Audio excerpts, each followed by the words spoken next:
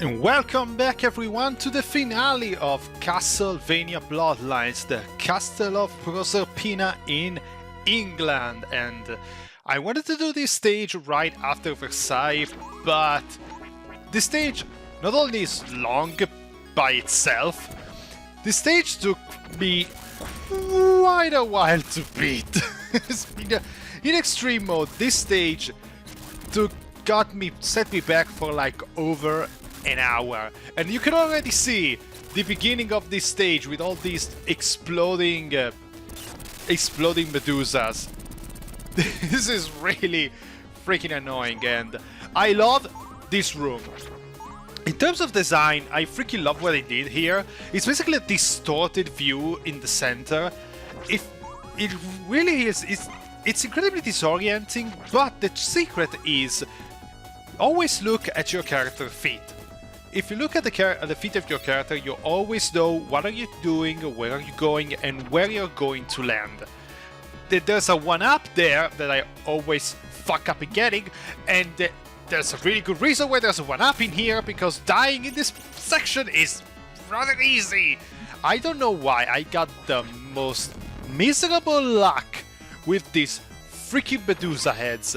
Like, the distorted view sometimes makes it really hard to tell when are they going to hit you or when are you going to hit them. So what happened was I kept freaking getting hit a lot.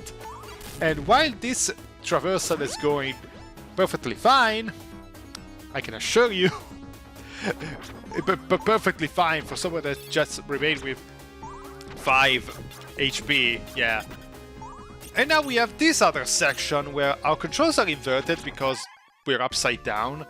But that is it's not the biggest art part in this section. It's these freaking moving sparks all over the floor. These things move so quickly in extreme mode, and like I got instantly panicked and I died. And as you can see by, as I told always, don't pay attention to my laugh counter. It took forever in order to get my mojo back to get past this part with all the freaking Medusa heads. And I also got really good at knowing how to get that freaking one-up.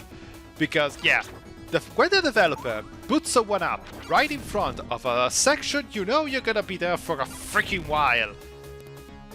The best thing I can say about this is just try to ignore the Medusa heads and not try to kill them. But I was so nervous about getting past this section, and I managed to do it with no hits whatsoever. But yeah, we really still have to deal with this part, where you have all these sparks constantly moving in different directions from each other. Some are going clockwise, some are going anti-clockwise, and some of the platforms are really small, so it's very easy to just get bounced around from one spark to the other. And yeah, at some point you just have to say go fuck it and hope for the best. But once we pass this part, it really... The hardest part of the stage is over. It's all concentrated in the beginning.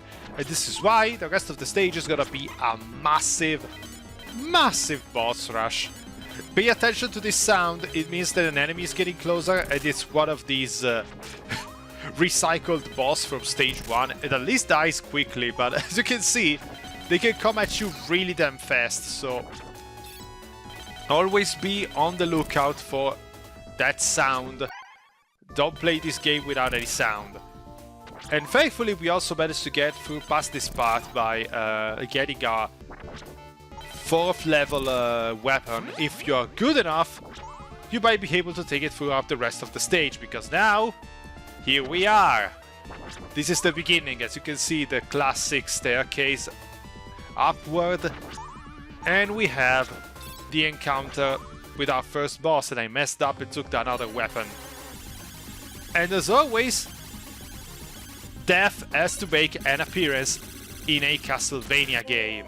And yeah, this fight, let's just say, did not go well for me.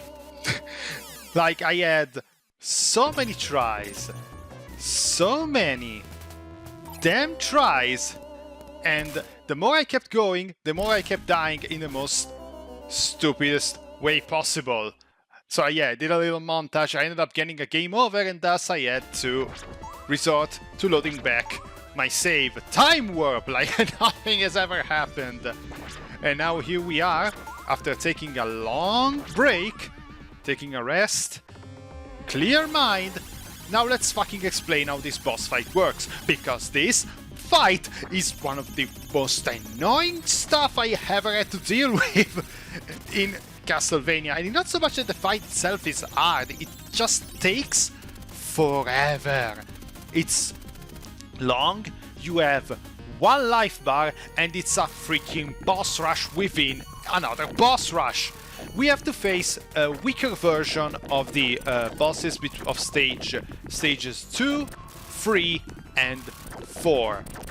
What that means is that they all we have to go through basically 3 mini bosses before facing death, and 3 mini bosses with a smaller health bar for sure, especially if you manage to keep the powered up weapon and the powered up magic that for once I managed to freaking show off. Those spells are really damn powerful. And yeah, if you manage to keep them, it's a lot easier. The issue is being able to freaking keep them, especially if you come to this fight with taking a lot of damage like I just did, and in extreme mode, a wrong move might freaking kill you. And yeah, we have to face again the boss of the Pisa Tower. I hate this freaking boss, I already explained, and even with a more powerful weapon, if he starts shooting his projectiles, I have a hard time trying to decipher where they are going, and hopefully I don't end up getting smashed by its ass when it's bouncing around on a moving platform. I am ranting a bit, but yeah, this fight killed me a lot. And yes, we have to keep going until we disable all his cards. I think that if you're playing on easy and normal, some of these cards will drop you life refills, so you can have some breathing room in normal, but if playing on extreme, there are no breathing room and everything does a lot more damage, so this fight might end up taking a hell of a long time, especially if you get nervous and start doing very stupid mistakes, like what happened to me. Thankfully, the boss of stage 5 is not that hard, you just have to be careful and move accordingly, because it doesn't have really a fixed pattern like it has before. It just decides to do what to do on a whim. But then again, the powered up weapon really makes it short work of him. And once they are gone, we have to deplete the rest of the remaining cards, which here are just the ones that do an attack. The attack is really easy to avoid, just keep moving and it will not hit you. So yeah, with the final attack, now the boss fight can actually start and you can actually hit death. And honestly, this is not the hardest, one of the hardest version of death. It's honestly one of the easiest, because these little sights just stay in place before launching at you, and that makes it a lot easier to avoid. And it also has this attack that it also has it in Super Castlevania 4, when it just throws his scythe as a boomerang, and you can easily jump over it. It's not a very hard boss fight, especially with Eric, because you can attack directly upwards, but the biggest issue is just getting through all the stages beforehand. But yeah, we finally got here to the second boss of the stage, and it's Elizabeth Bartley, or Elizabeth Bartley. I don't know why they call her Elizabeth Bartley. But yeah, her first form is turning into Medusa, which is not that hard of a fight, honestly. It's really easy to manage. You just have to be very careful. He has 3 fixed attacks. This one that you basically just be careful and staying at the right position to avoid is a swirling fireball. The second fire attack, that all you need to do is just stay crouched, and you will have no freaking problem. I did a save state there because I did not want to face death again if I ended up getting another game over. And the hardest attack to avoid is basically the swipe with her tail.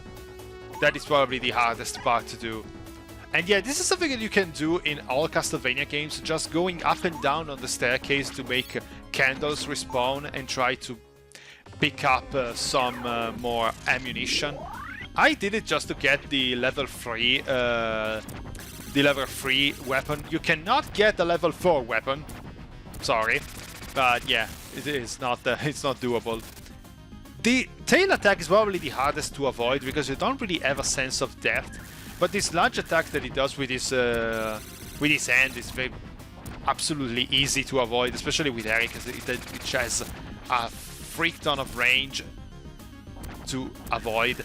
But this is just phase 1 of the fight, because even her does have to enjoy having mini boss phases. This game has too many bosses. But yeah, phase 1 is gone, and now we get to phase 2. And this phase can be tricky, but mostly is just extremely long, and I hope the compression is not fucking me over. Basically, she spawns these four spheres that keep shrinking in the middle. That's basically her casting a spell, and you have to move back and forth and try to destroy her as many times as the hit points for a casting spell are. She moves quickly from one layer to the stage to the next, and if you be crouched, she cannot hit you. The hard part is reaching her in time, because especially in extreme mode, the spell get cast really damn quickly, so you have to be very precise. Do not lollygag, do not waste time, and especially do not start moving to the other side before she ends up her teleportation, because otherwise she will basically input read you, and she decides, no, I won't go the other way, I'll stay here. And it would be a lot harder to just basically get her down to her last health. And as you saw there, I lollygagged just a bit, and she managed to cast a lightning spell.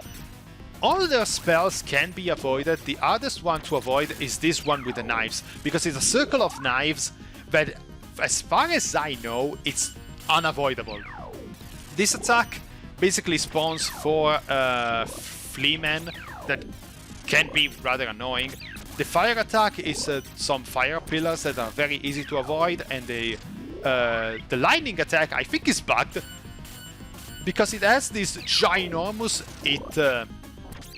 graphics for its attack, but I think the actual hitbox of that thing is very small. There are times where I swear to God, I think that attack should have just hit me square in the face, but didn't for some reason. And look, I'm not complaining, especially on the difficulty that I'm playing. I'm very, very much not complaining, but still, feels weird. And yeah, that!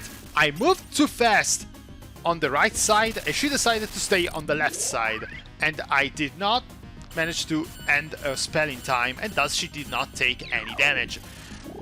This fight is more long and boring than anything else, honestly. If you manage to keep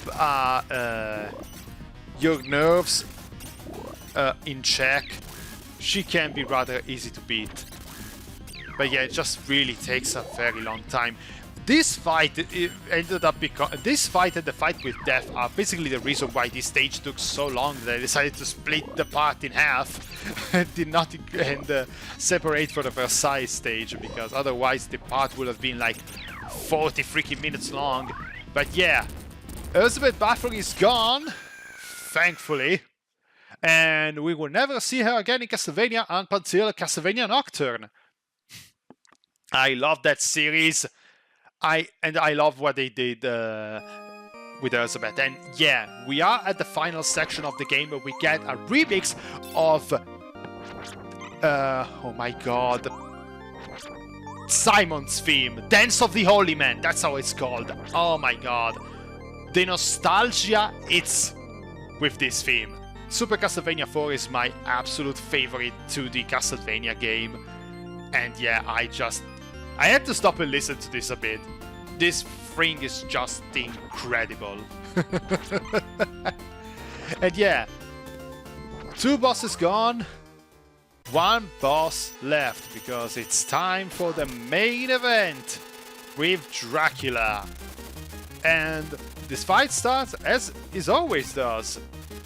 He constantly teleports all over the place and you have to jump to hit his head. And honestly, this fight is one of the easiest Draculas in the series. This attack that comes out from his cape, at least with Eric, is very easy to block. I rarely get hit by his cape attack here. I don't know, maybe I'm just that good, and I don't think it even has the issue that the Castlevania 1 Dracula has, that deliberately delays the timing of its attacks just to fuck with you. Yeah, this attack is the only one that managed to hit me sometimes, but like, as you can see, his life bar went away instantly. And now phase 1 is gone, phase 2 starts. Phase 2 with Eric is a joke. I think with John it's a lot harder. Again, we can hit upwards, and when it has this second attack where he just stays up there, yeah, this one, where he splits, you can basically just go and stab upwards. You will constantly hit him. It's a lot of free attacks that you can push out in rapid succession. And yeah, the second phase, it's done rather easily. I think it's harder with John because you can't whip directly upwards. But the thing you have to be aware of the most is the fact that sometimes you just go directly up to your face, and it's very easy to get hit off guard because he moves so fast. And now we have the third and final phase. And now he does another attack very similar to the Pisa Tower monster, where he shoots projectiles in many directions, and I am getting lucky here because I think I managed to find an interval, but it's not consistent. I think it's based on your positioning. And yeah, I screwed up pretty badly there with the fire attack. The fire attack is probably the easiest one to avoid of all the bunch. Just stay. You just have to jump in the direction that is opposite to where the flame is going, and you basically just go up it and just clear the attack in one go. So yeah, we have to do this all over again. But yeah, I'm fine with how the things have been gone up to this point, because yeah, as you see, Dracula is really nothing that complicated here. There are a lot of Dracula fights that are harder. Castlevania 1 and 3, of course. The one in Vampire's Kiss, or Dracula X, if you are American, where on the SD, which is the SNES version of Round of Blood, where it has all these freaking pillars, and every time you get hit by something, you fly off the freaking stage. That one is a pain. It can be easily cheesed if you just stay on one spot, because there's this particular pillar that if you get hit over there, the knockback would knock you straight onto another pillar, so it's harder to get thrown into the pit. But yeah, that fight is not fun. It's not fun in the slightest. Even the Round of Blood fight can be quite tricky, honestly. Especially the PSP remake. Oh my god, the final phase, the third final secret phase of Dracula, that is... oof! But yeah, Super Castlevania 4 might be actually easier than this one, but because for this reason that Castlevania 4 has an attack that will give you a free pork chop chicken tandy. I don't know what the hell the item is supposed to be. And so you can easily refill your life bar while fighting Dracula. So yeah, that makes the fight a lot more tolerable. But yeah, here this phase, it's worth that it takes a bit because you only do one bar of damage at a time.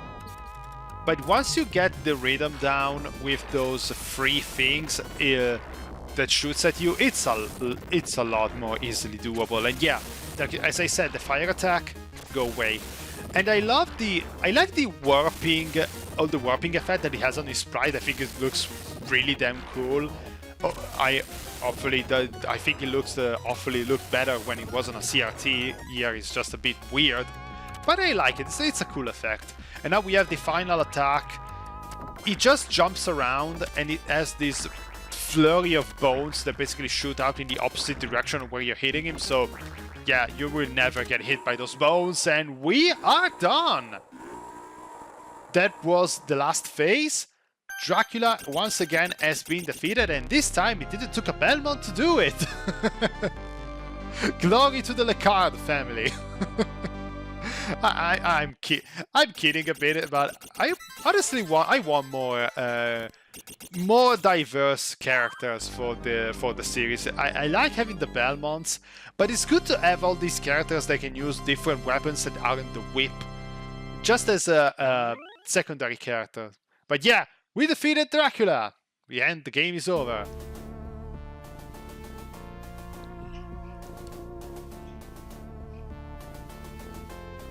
Look at the castle crumbling. Finally!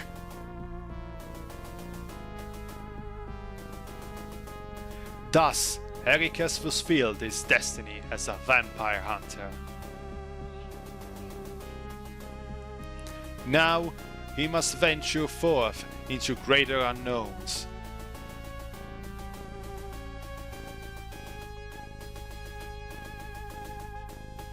And yeah, this is basically the ending that we get to see if we play the game on extreme mode. Because on normal mode, everything cuts out the moment the castle completely crumbles. And if you play on easy, you don't even get to see the castle crumble. It just ends abruptly like that. Is playing on expert worth it just to see that full animation? No. Honestly, yeah, I don't get why they locked the complete quote-unquote ending out of extreme mode, but I guess they wanted to make the game last a little bit longer. But yeah, this game, like I said, it's amazing. It's my third in the list because Rondo is just so much fun, and Super Castlevania 4, I admit, mostly is nostalgia talking, but I think it's just perfection incarnate. But even being the bronze medal is just a really damn good game. I love how it looks. It looks incredible. I think it looks a lot better than both Rondo and Super Castlevania 4 for that matter. The soundtrack is different, but I like it. I love the fact that we get to have this Europe trotting adventure going through different locations, different states. It gives the game a lot of diversity. And I also like having multiple characters because, as much as I only play as Eric most of the time, having two playable characters just to have a slightly different experience, I think is great. More classic Vanias would benefit for having multiple playable characters just for the sake of replayability. And yeah, I like the fact that this game is much more readily available, because for the longest time this was not released anywhere else, and now more people have chance of playing it, enjoy it, and rediscover this gem that for me has been kind of buried along in classic Vania history. And it's a shame because they did a really damn great job for this entry, and really I totally recommend it. Like any classic Vania, this, if you never get a chance to play this game, just jump in, play it, love it, and absolutely enjoy it. Absolutely amazing. And yeah, we finally got to the end. I hope you enjoyed this little trip on Castlevania Land. I think the next time I go back to Castlevania for a classic Vania, it will probably be with another Castle Revisited, because like that game, oh my god, that game. But yeah, I am Marcus. I hope you enjoyed the game, and I'll see you next time with another horror game or horror adjacent game to continue on with the month of October and this impromptu Halloween celebration. Take care of yourself, guys.